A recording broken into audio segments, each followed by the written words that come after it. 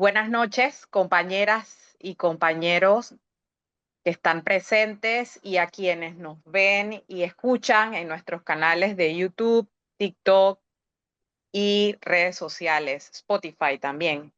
El Movimiento Democrático Popular tiene el honor de contar hoy como invitado especial al compañero trabajador y dirigente sindical Eduardo Gil, con quien vamos a conversar sobre Panamá y su negación al derecho a huelga conforme a la exposición realizada en días pasados ante la Corte Internacional de Justicia en el marco de las consultas realizadas a raíz de la petición que se hizo a esta Corte sobre la interpretación, la aplicación e inclusión del derecho a huelga en el convenio 87 de la OIT. Recordemos que conforme al estatuto de la Corte Internacional de Justicia, esta entidad tiene la competencia tanto para dilucidar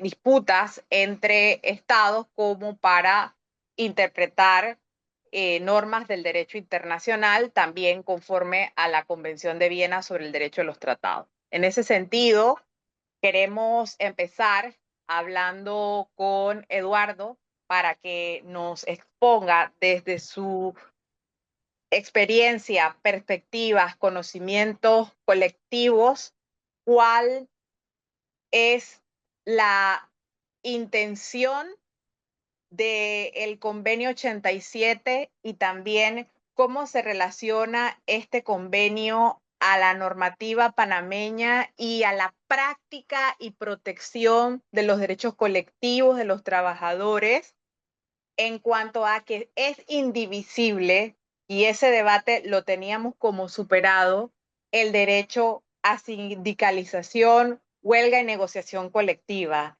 Es un triángulo virtuoso que de forma histórica, tanto a nivel nacional como internacional, se ha protegido, aplicado, implementado y es parte del efecto útil bajo el cual los trabajadores defienden sus derechos frente a las empresas. Adelante, Eduardo, te damos la bienvenida nuevamente. Buenas noches, saludos compañeras, compañeros del Movimiento Democrático Popular por esta invitación para reflexionar sobre lo que ha ocurrido, en este caso en La Haya, en relación al planteamiento que hace Panamá respecto del derecho de huelga. Como bien lo mencionabas, estamos ante lo que aparentemente era un tema superado en relación a la tríada de derechos que constituye la libertad sindical, como es el derecho a asociarse, el derecho de negociar colectivamente y el derecho de ejercer la huelga, que son la tríada que compone el derecho a la libertad sindical. Yo quería referirme, antes que entrar a la interpretación misma de la actuación de Panamá, referirme al origen de la controversia. Convenio ochenta y Excelente. siete, ajá, el convenio 87 se aprobó en el año 48, pero realmente entró en vigencia o en vigor en el año 50, el siglo pasado. Y durante más de 62 años, el Comité de Expertos en Aplicación de Convenios y Recomendación, la Comisión de Expertos, eh, que es la que se encarga de revisar por país el cumplimiento de cada uno de los convenios de los instrumentos que aprueba la OIT, había integrado dentro de la doctrina jurídica de la OIT el derecho de huelga como parte integral del derecho de libertad sindical. En el 2012, bueno, antes del 2012, surge un cuestionamiento del sector empresarial a partir de que el derecho de huelga no está explícitamente señalado en el convenio 87. Y por esa razón empieza una disputa entre los tres sectores, empleadores, trabajadores y gobiernos, sobre esta interpretación. La crisis toma su punto más alto en el año 2012, cuando finalmente los empleadores señalan que bueno, hay que entender también que en este proceso de revisión de la comisión de expertos, también se van señalando los países que más incumplen y se elabora una lista primero de 40 países y luego una lista de 24 países, que es la definitiva, que son los países que mayor problemas tienen en cumplimiento de normas. Y es una lista que negocian el vocero de los empleadores con el vocero de los trabajadores y trabajadoras y se constituyen estas listas. En el año 2012, el sector empleador se negó a incluir en la lista cualquier mención de un país cuya denuncia fuera en función del derecho de huelga. Y eso generó una crisis a tal punto que el sector de los trabajadores se enfrentaba a la disyuntiva de ceder ante la petición de los empresarios de no incluir a ningún país con esta reclamación, lo que implicaría desconocer todo la jurisprudencia de la comisión de expertos, eh, o quedarse sin lista, que también era un instrumento, que es un instrumento muy importante porque es la que permite darle seguimiento a los países. Y ese fue un momento muy crítico. El sector sindical prefirió quedarse sin la lista antes que ceder a la posición de los empleadores. Pero en el 2013 volvió a la carga al sector empresarial, sabiendo que tenía de una u otra manera un mecanismo para neutralizar este señalamiento a los países y que obviamente podía lograr una alianza con los gobiernos, puesto que les convendría que no se les incluyera en ninguna lista.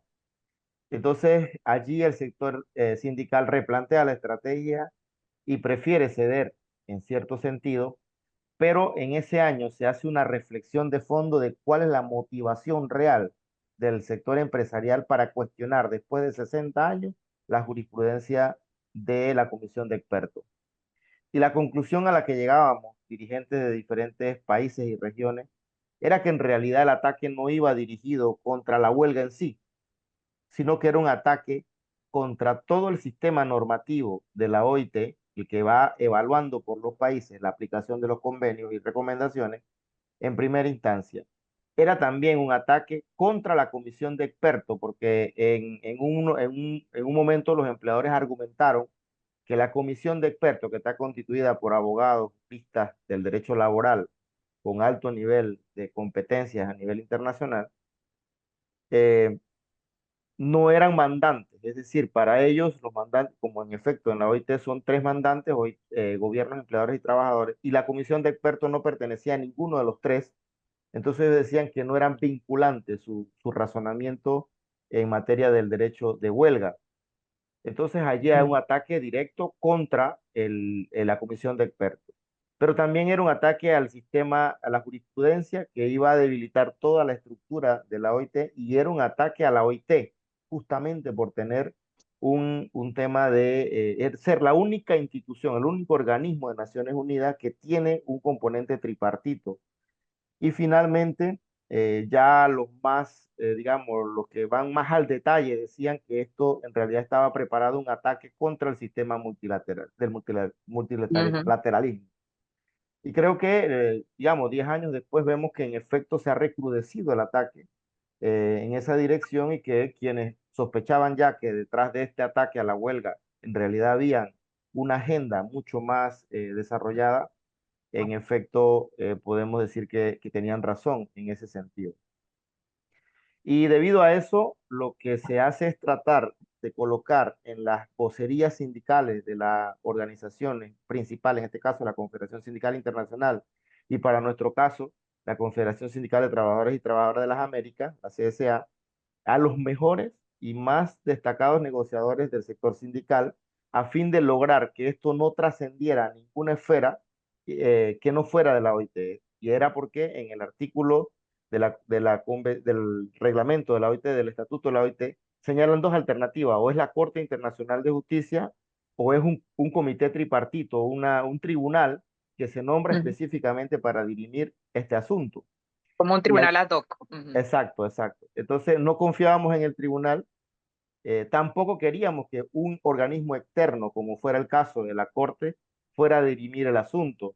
Y se mantuvo en negociaciones durante varios años, hasta que finalmente en el 2023 se aprobó ir, los trabajadores decidieron, bueno, entonces vamos a la Corte para que esto ya deje de ser un problema en cada conferencia.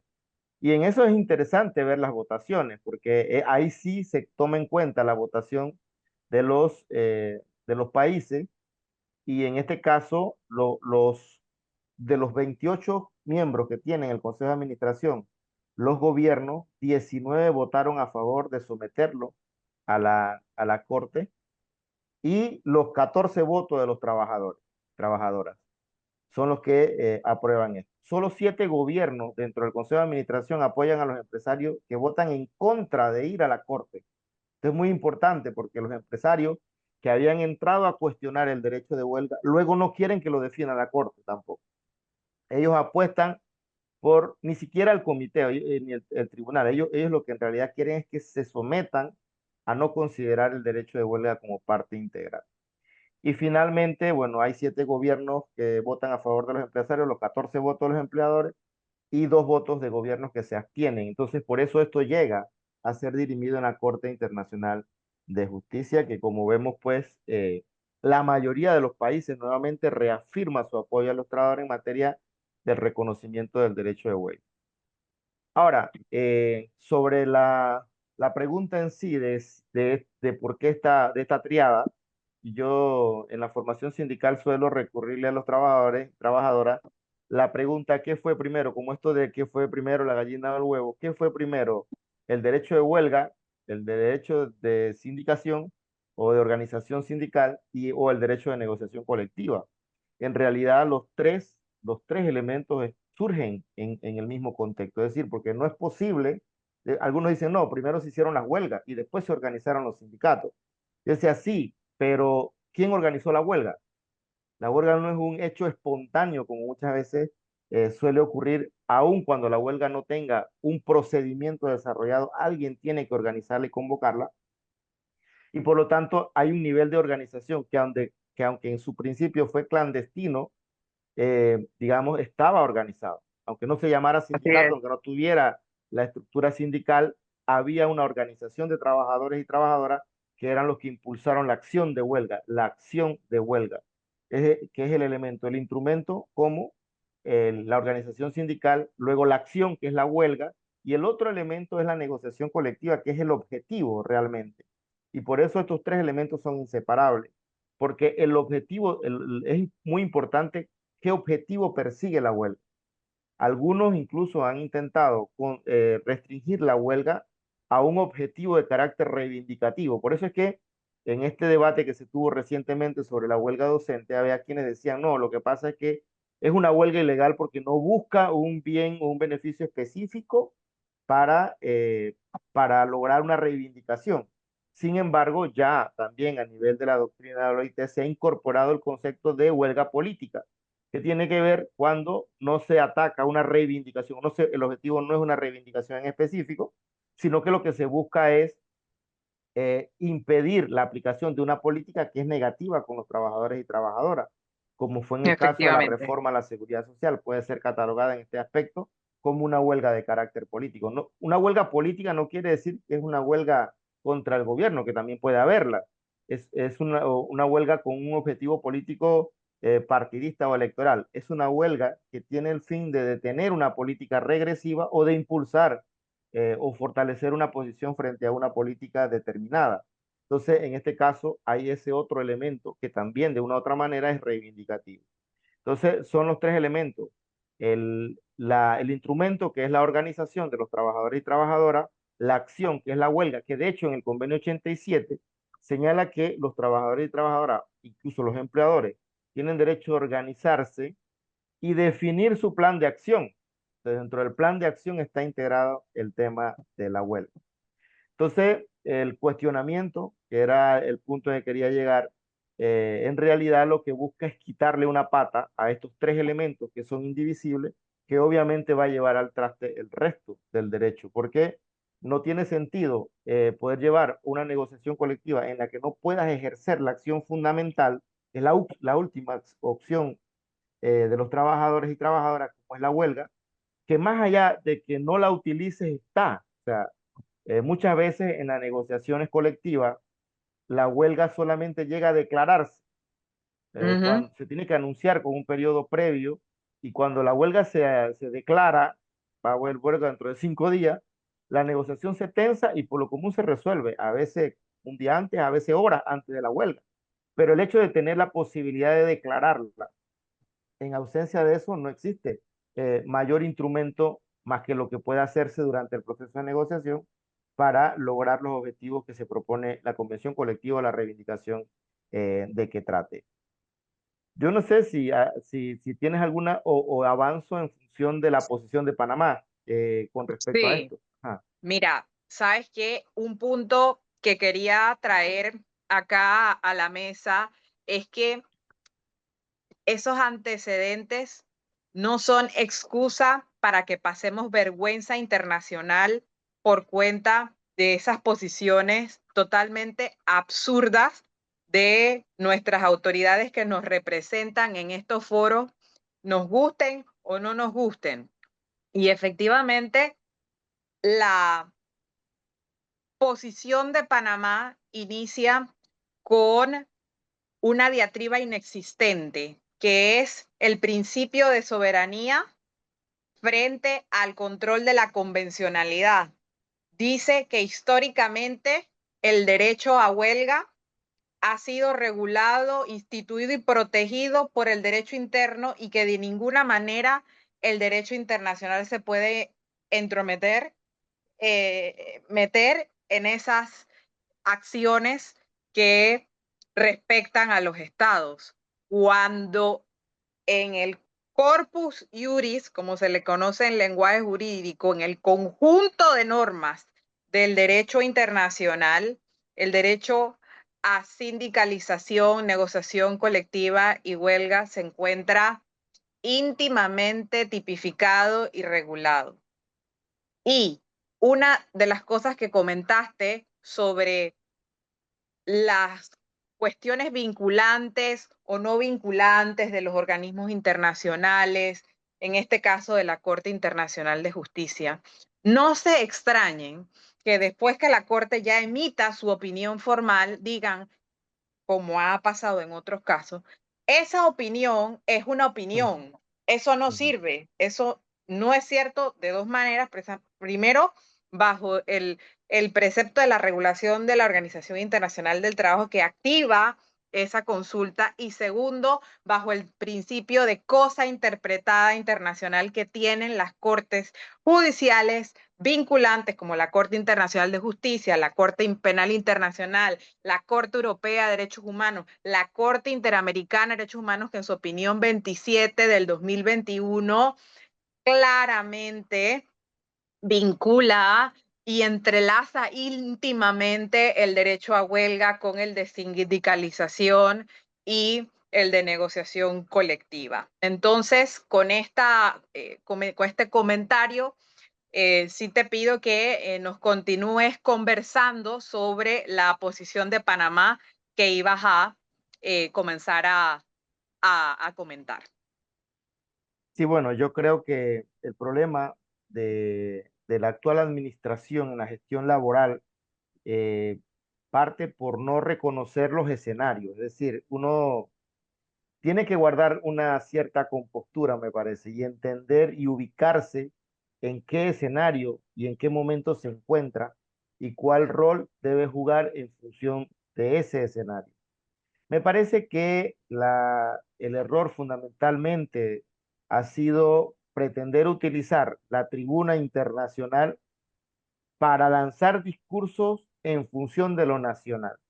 Y esta deficiencia, digamos, podría inducirse porque cuando los trabajadores y trabajadoras tenemos vocería internacional, tenemos que hablar de cómo los derechos internacionales reconocidos internacionalmente están siendo afectados en nuestro país. Y ese hecho de denuncia de cómo esos derechos están siendo vulnerados, suele verse como si estuviéramos utilizando la tribuna para dejar mal al gobierno. Quizás por ese desconocimiento el gobierno entonces intenta utilizar la tribuna para dejar mal a los trabajadores y allí es donde se induce el error. Por ejemplo, en la reunión regional americana recientemente, yo escuchaba a la ministra de trabajo hablar del concepto del monopolio sindical, por ejemplo.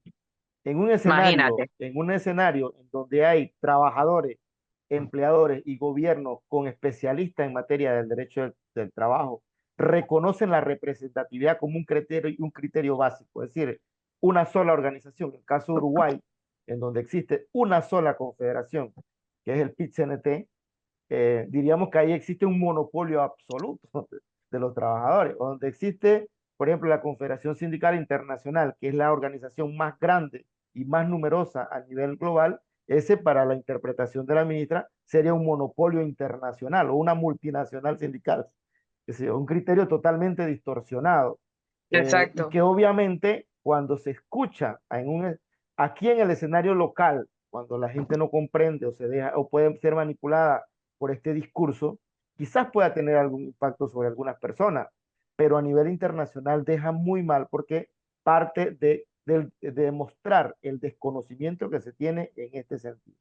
Y con respecto a la intervención lamentable en La Haya, creo ese decir, ¿no? De que hay gente que quiere ser más papista que el Papa. Panamá no tenía ninguna necesidad de entrar en ese escenario. Simplemente como un capricho político de querer decir, bueno, nosotros vamos al máximo organismo a atacar la huelga, eh, porque realmente creo que ese es el mensaje que en el fondo querían darle a los trabajadores. Hicimos el ridículo internacional, definitivamente, Sí, porque, digamos, y cuando decía lo más papista que el Papa, ¿verdad? El Reino Unido, Alemania o otros países con un nivel, digamos, de desarrollo mucho más fuerte en materia industrial, en materia de organización sindical, reafirman el tema del derecho de huelga, y Panamá queda junto con Bangladesh en la lista de la... El caso de Suiza es entendible, ahí es donde está concentrado el lobby mundial en materia sí. de los organismos internacionales, y es un país que tampoco tiene una infraestructura, digamos, industrial fuerte.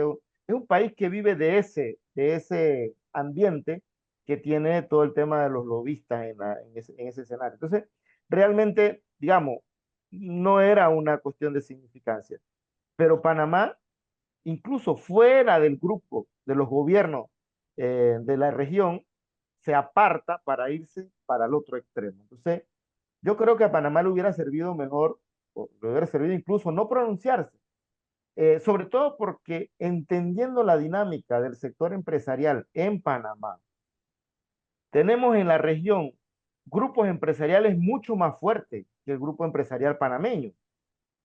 Y estos empresarios que tienen incluso gobiernos en el poder, Sí, bueno. o sea, que son industriales fuertes, que tienen el control total, no pusieron a nadie en la vocería.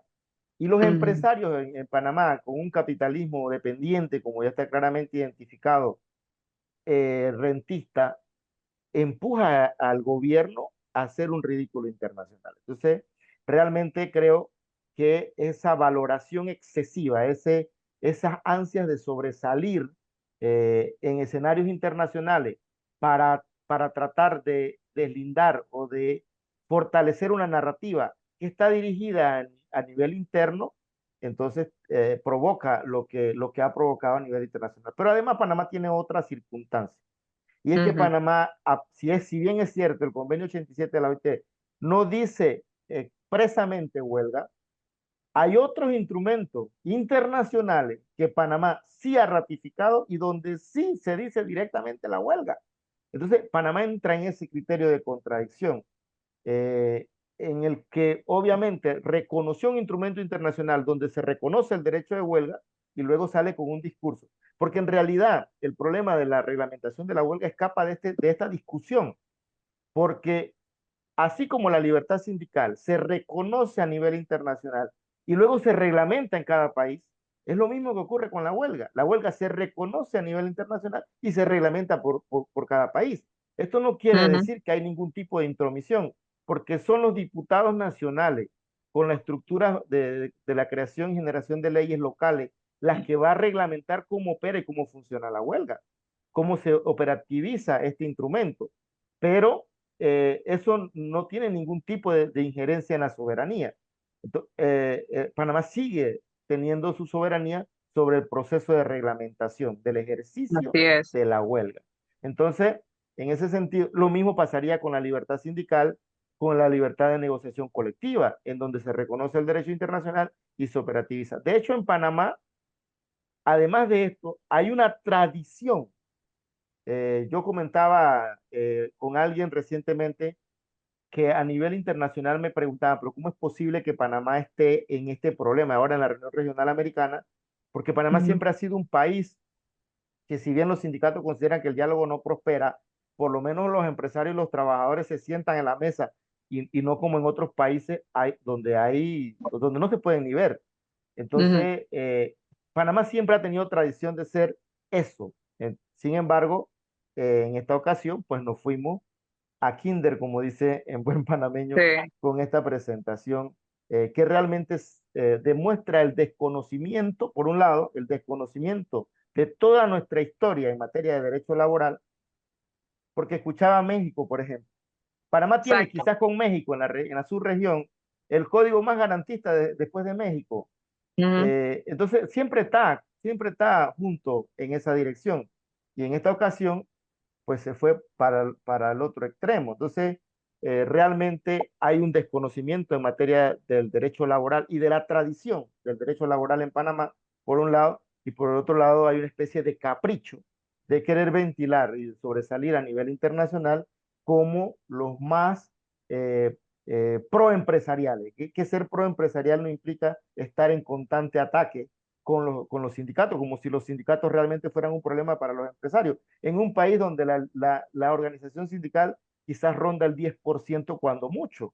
Entonces, exacto. realmente el esfuerzo que está haciendo el gobierno en atacar a los sindicatos para tratar de ayudar a los empresarios es un esfuerzo completamente inútil, porque realmente, si se quieren ayudar a los empresarios, hay otras cosas que tendrían que resolverse en el país que no se van a resolver destruyendo sindicatos de manera. Total, sí, totalmente de acuerdo, Eduardo. Y es que yo pienso que hay personas que gobiernan incluso que quisieran vivir en la Edad Media, cuando estas cosas eran posibles. Y hay otras personas que también quieren el Estado chico para las empresas y el Estado grande para el resto de la humanidad, en este caso para los trabajadores. Yo no quiero que me regulen nada, pero quiero que le regulen hasta, o sea, que le regulen todo a, a las y los trabajadores. Entonces son esas paradojas, ¿no? Y sobre lo que comentaste de la interrelación que existe entre los instrumentos de derecho internacional, derechos humanos en materia de protección del derecho al trabajo, efectivamente, Panamá es parte del sistema interamericano de derechos humanos, de la Convención Americana de Derechos Humanos. En su artículo 26 se encuentran los derechos económicos, sociales y culturales, de los cuales se desprende el protocolo de San Salvador, y que Panamá también es parte y se regula taxativamente el derecho a huelga. Y Panamá tiene uno de los casos más emblemáticos en la Corte, que fue el caso Baena Ricardo y otros, que tuvo que ver con todo el tema de la indivisibilidad de los derechos colectivos del trabajo. En este orden también quería comentarles que, como siempre que tengo la oportunidad, lo reitero, nuestros estados están o forman parte de una comunidad internacional, tanto en aquellas cuestiones relacionadas con el comercio, como es la Organización Mundial del Comercio, y que tiene los estándares técnicos al comercio, los obstáculos técnicos al comercio, el acuerdo de servicios, el acuerdo de bienes, y todo esto ha facilitado el desarrollo de zonas libres, de Panamá Pacífico, de empresas multinacionales y demás. También ha ratificado una serie de convenios, parte de la Organización Internacional del Trabajo. Eso bajo el principio de continuidad del Estado y de la propia soberanía que ha tenido el pueblo panameño de escoger a sus gobernantes y a sus autoridades que nos van a representar también en estos foros, tiene que acatar todas esas obligaciones que ha suscrito bajo bajo el principio de soberanía y de continuidad del Estado. No son obligaciones que suscriben gobierno, que suscribe fulano, que suscribe Mengana, no, son obligaciones que suscribe Panamá. Y también sobre lo que mencionas de Bangladesh, que nos parecemos más a Bangladesh que a otros países que no voy a mencionar porque no es necesario. Los países que más protección tienen frente a las y los trabajadores, que tienen sindicatos incluso de trabajadoras sexuales, que protegen el salario, que protegen la huelga, que protegen la negociación, la sindicalización, que protegen, incluso van más allá. Las licencias son mucho más robustas, son países con los mejores índices de desarrollo humano, de bienestar, de sostenibilidad. El hecho de proteger a los y las trabajadoras, el derecho al trabajo que está ligado con la salud, con la vida, no significa que estemos en contra o que esa protección tenga que entrar en conflicto con los derechos a la propiedad privada, a la libertad de prensa, a la libertad de expresión. No nos podemos permitir como autoridades un desconocimiento que nos lleve a una incapacidad de negociación, de un estallido social, y que esa incapacidad también se manifiesta y queda como evidencia en una transcripción en foros internacionales. Yo vuelvo y me pregunto, y también te pregunto, Eduardo, ¿qué capacidad pudiera tener un gobierno, un gabinete, unas autoridades que desconocen el derecho internacional en un foro como es la Corte Internacional de Justicia, de negociar y de salir de un cruce de intereses entre trabajadores y empresarios si eso se volviera a suscitar? Mira, yo creo que el problema con la actual situación ni siquiera llega al nivel de la falta de comprensión del derecho internacional, ahora que lo reflexiono mejor. Es Sí. decir, hay un desconocimiento del derecho laboral interno. O sea, tenemos un ministerio que debe regular las relaciones de trabajo partiendo del principio o de los, sí, del principio del derecho del trabajo, que regula una relación desigual en este sentido y que el código lo reconoce. El código reconoce que en las relaciones de trabajo hay una relación desigual entre trabajadores y empleadores y que por lo tanto el código tiene que equilibrar estas relaciones. Eso está en los primeros capítulos, en los primeros artículos del Código de Trabajo de Panamá. Sin embargo, la lógica se ha invertido, se ha invertido. Y a mí me ha correspondido en varias ocasiones señalar artículos del Código de Trabajo en los que las autoridades lo desconocen completamente. Yo, yo a veces, digo, a veces parece que se finge que no se conoce, pero he verificado que se desconoce, en efecto, que se parte quizás de otra disciplina jurídica que no es el derecho del trabajo, que tiene su particularidad. Y en ese sentido, pues, si no se conoce bien la jurisdicción del trabajo local, mucho más complicado va a ser conocer todo el entramado jurídico internacional y todos los convenios. Ahora, quien tenía que hablar, como algunos han preguntado, en La Haya tenía que ser el canciller, pero el canciller no es solamente el responsable de atender los convenios internacionales de determinados organismos, es de todos los organismos, entre ellos los de la OIT.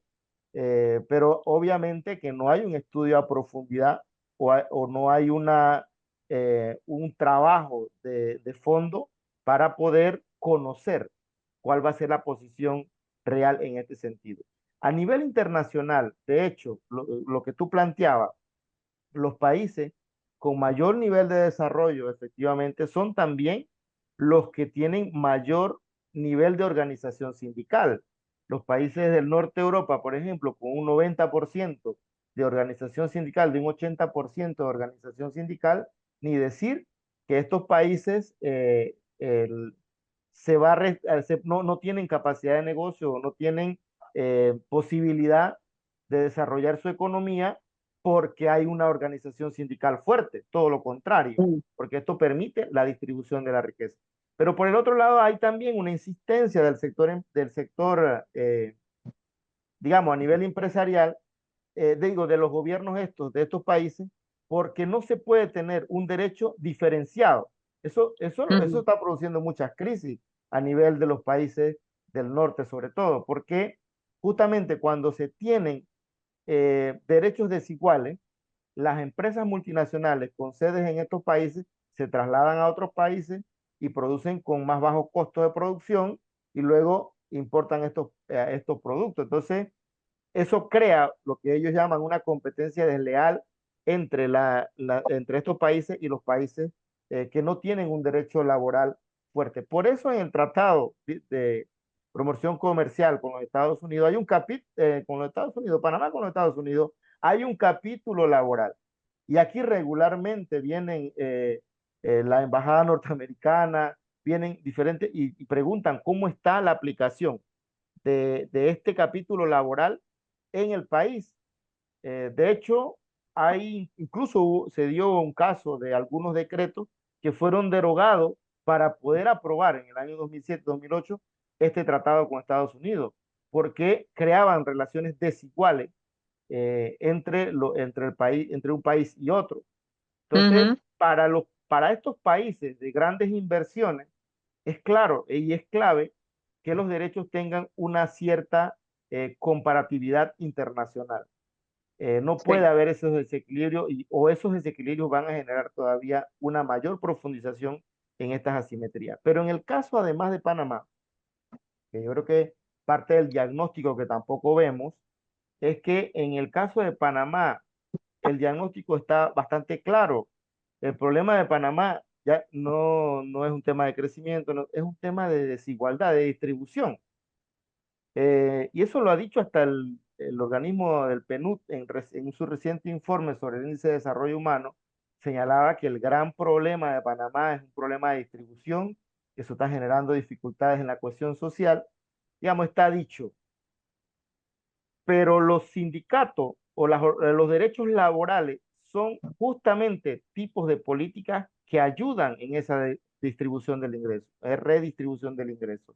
Las políticas de seguridad social son justamente mecanismos para redistribuir, es decir, para acabar con esas asimetrías que generan estas condiciones económicas. El tema de la fiscalidad es otra, o sea, cómo realmente establecemos un sistema fiscal progresivo que permita reducir esta desigualdad. En esos tres aspectos estamos graves.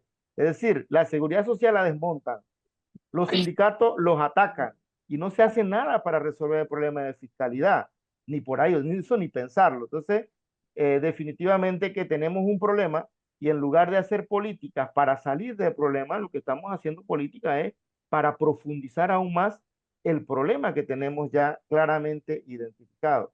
Y las soluciones antojadizas que muchas veces se tienen, obviamente que no ahondan en entrar a profundizar realmente qué es lo que nos está pasando como país. Porque la idea me gusta más esta de que el problema son los sindicatos, de que lo que se requiere es más libertad, de lo que se quiere es más desregulación, de que las empresas sean libres. Y es un discurso fácil, pero en realidad eso no produce un resultado real sobre las condiciones objetivas que requiere el país para alcanzar niveles reales de desarrollo. Hablando ya de desarrollo, no solamente sí. del crecimiento económico. Así es. Y en efecto, la fragmentación del derecho, que en lenguaje ya no es esa gran cantidad de normas y leyes que a muchas y muchos les aburre, pero tienen que existir, ocurren muchos fenómenos, fenómenos de armonización, o sea, que se vuelven normas en compañía, como fenómenos de colisión. Y así como los instrumentos en sus efectos de la Organización Mundial del Comercio y los tratados de libre comercio, como el tratado entre Panamá y Estados Unidos, en sus efectos y en su implementación, pueden lesionar derechos humanos consolidados en otros instrumentos, precisamente las cortes internacionales y las cortes nacionales tienen que cuidar ese equilibrio humanitario y equilibrio democrático, que si no se logra, vamos a seguir teniendo datos como este que quería mencionar frente a lo que expusiste sobre la desigualdad, que Panamá es el sexto, uno de los 6 países más desiguales del mundo, y también hay un tema a nivel global sobre la concentración de la riqueza que saca Oxfam todos los años. Y en el informe de concentración de la riqueza de Oxfam del año pasado hay un dato que dice que el 1% de la población mundial posee más riqueza que el 95% restante. Esto demuestra la extrema desigualdad que se mantiene a pesar de las promesas de reducción de la pobreza. Y este dato, si todos lo correlacionamos con que Panamá es está entre los países más desiguales del mundo, es algo preocupante, y es precisamente estos tipos de intenciones de desmovilización, de restricción de libertades democráticas, lo que lleva a resultados nefastos como el genocidio en Gaza, como las guerras, los más de 40 conflictos que hay en el mundo, como en Yemen, como en Siria, como en Ucrania, como en Sudán, y es lo que nos tiene ahora mismo en un momento histórico, en un momento en el que nos toca vivir un antes y un después. Y eso nos lleva a reiterar la necesidad de organizarnos, la necesidad de acompañarnos y la necesidad de continuar y no permitir ni pasar por alto este tipo de momentos que, si bien no eran un juicio, nadie va preso, no pasa un secuestro internacional, pues por lo poco que sean, hay que conversarlos, repensarlos para poder estructurar y reestructurar a nuestros movimientos frente a las narrativas que son importantes indicadores de las agendas políticas que han llevado a los populismos y a los extremismos en nuestros países, y no queremos llegar a dictaduras, y precisamente el hecho de repensar este tipo de declaraciones es lo que de alguna manera evitaría el, el colapso pues del sistema jurídico, de un sistema político que definitivamente tiene que refundarse. Entonces, para no hacer más larga la conversación, que sí creo que a todas y todos nos gustaría pues que fuera más larga, pero tenemos pues el tiempo ocupado. Edgardo, te doy la palabra para que pues, nos aportes las conclusiones que consideres pertinentes, y luego abrimos el micrófono a quienes quieran participar aquí en el conversatorio y dar sus opiniones sobre el derecho a huelga y la posición de Panamá. Bueno, como un comentario final sobre el tema este del derecho de huelga en Panamá, yo creo que ha estado muy presente la situación justo de la huelga docente. Creo que Uh -huh. el mensaje que ha querido enviar el gobierno de Panamá ha sido en referencia a el desconocimiento del derecho de huelga a la, digamos, desconocimiento del derecho de huelga a la acción docente. Y reafirma o trata de reafirmar eso. De hecho, cuando vemos una publicación reciente de la prensa, alguien lo publicó por ahí en alguno de estos grupos, donde decía, no, es que no hubo huelga. Basta decir en realidad que es un desconocimiento del mismo concepto. Huelga es toda la paralización, cualquier paralización del trabajo, sea cual fuera, de una manera colectiva. Es decir, si colectivamente decidimos paralizar la acción del trabajo, estamos en una huelga. Ahora, entra el tema de la reglamentación, que era lo que estábamos viendo, ¿no? Que es lo que corresponde Uh al -huh. país. Entonces, en la reglamentación podremos entrar a ver si esa huelga fue legal o fue ilegal. Según la discrecionalidad legislativa nacional, fuese una huelga ilegal en el sentido que no cumplió con el debido proceso o en el sentido que se propuso de fines distintos a los establecidos en el caso del sector privado con el Código de Trabajo. El hecho de que la huelga fuera a declararse ilegal no quiere decir que la huelga no existe o no existió. Lo que se está Ujú, reconociendo es que no cumplió con el debido proceso para ejecutarse. Es parte de la reglamentación, pero de que la huelga fue un hecho, lo fue, porque no puede llamarse de otra manera el ejercicio sí. de la paralización del proceso productivo, sea a través de servicios, a través de la producción. Entonces, en este sentido, creo que esto permite entender el concepto de huelga.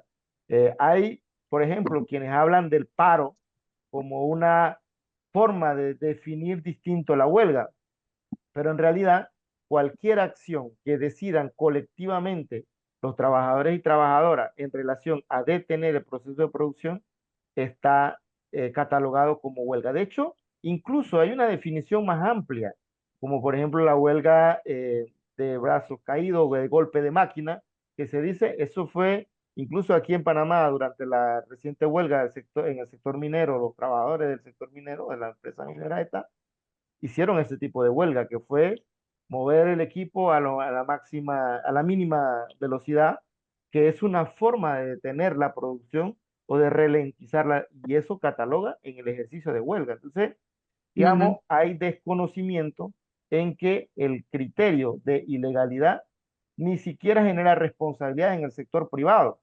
Es decir, ujú, no porque una huelga sea ilegal en el sector privado, por lo menos que está más reglamentada que en el sector público, en el sector privado una huelga ilegal, lo que quiere decir es que los trabajadores tienen 24 horas para reactivarse en el proceso de producción. Y si no lo ujú, hacen, la empresa puede contratar a otro, pero no puede despedir a los que están. Simplemente contrata a otro para reemplazarlo mientras los huelguistas regresan. En realidad, eso solamente si la huelga es declarada ilegal. La huelga ilegal no es causal de despido. Es otro de ujú. los errores que incluso he escuchado en alguna ocasión a altos directivos del Ministerio de Trabajo decir, no, es que los bananeros están despedidos porque la huelga es ilegal. No, que la huelga ilegal no causa automáticamente un despido, a menos que hubieran incurrido en actos de violencia contra el empleador. Hay otros criterios, pero realmente la huelga en sí, aunque fuera ilegal, no es causal de despido como algunos han interpretado. Así es, Eduardo. Tenemos que ser e instar a nuestras autoridades que sean personas de ciencia, como lo escuchaba en en una entrevista anoche. Esta es una cuestión de ciencia y de ciencias sociales y de ciencia jurídica y de tener posiciones que no sean posiciones reduccionistas. Reduccionismo es el terraplanismo, por ejemplo. Y ese tipo de planteamientos jamás nos han llevado, no hubiésemos tenido democracias ni siquiera con posiciones tan básicas como esa. Afortunadamente, en la mayoría de sus posiciones, las cortes internacionales, como lo es la de la Haya, han sido progresistas, porque de eso se trata el derecho, de ser instrumentos vivos, instrumentos que se mueven y no instrumentos que toman posiciones que se parecen a las dictaduras, de yo digo y usted obedece, y si no, muere, ¿verdad? Entonces, allí Bernardo hizo un comentario de que dice, pero no existe esa reglamentación de lo que tú hablaste, Eduardo.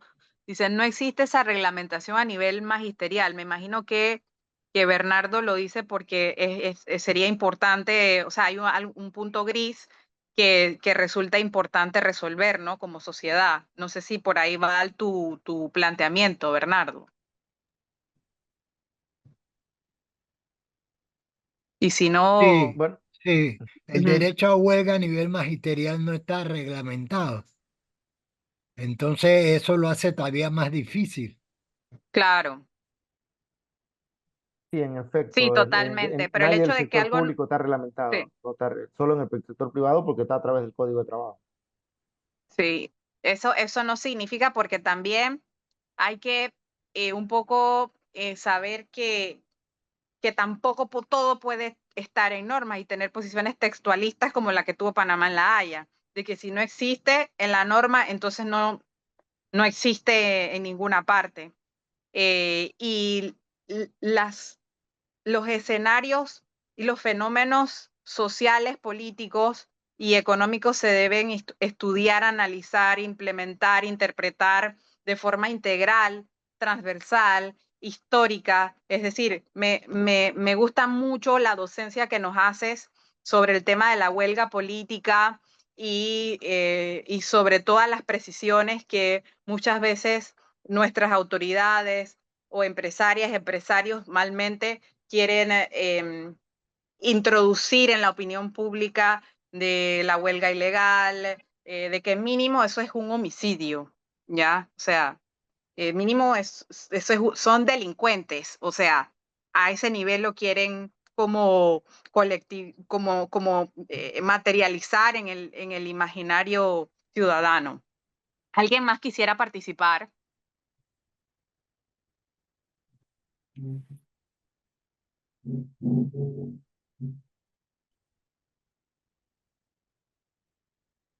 Y si no, bueno, les damos las gracias por estar aquí y por acompañarnos, y a Eduardo reiteramos nuestro agradecimiento y esperamos que podamos tener muchas más oportunidades de compartir, de socializar el conocimiento y de organizarnos eh, para resistir de un periodo complejo que vive la humanidad eh, porque no es un tema solo de Panamá, es un tema de mundo, ¿no?